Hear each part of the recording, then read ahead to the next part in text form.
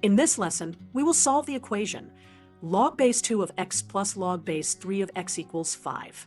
We will proceed step by step without using any quadratic formula and end with a simple real solution for x. First, remember the domain of logarithms.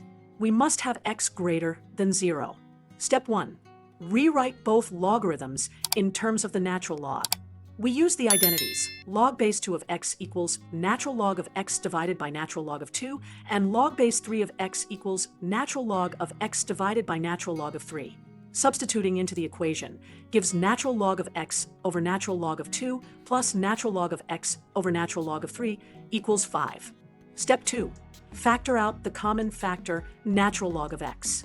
This gives natural log of x times the quantity 1 over natural log of 2 plus 1 over natural log of 3 equals 5.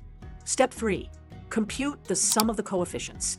1 over natural log of 2 plus 1 over natural log of 3 equals the natural log of 3 plus the natural log of 2 over the product natural log of 2 times natural log of 3. The numerator simplifies to natural log of 6. So the sum is natural log of 6 over natural log of 2 times natural log of 3. Substitute this into our factored equation to get natural log of x times natural log of 6 over natural log of 2 times natural log of 3 equals 5. Now solve for natural log of x. Multiply both sides by natural log of 2 times natural log of 3 and divide by natural log of 6. We obtain natural log of x equals 5 times natural log of 2 times natural log of 3 divided by natural log of 6. Step 4. Exponentiate to solve for x. Since natural log of x equals that constant, x equals the exponential of that constant.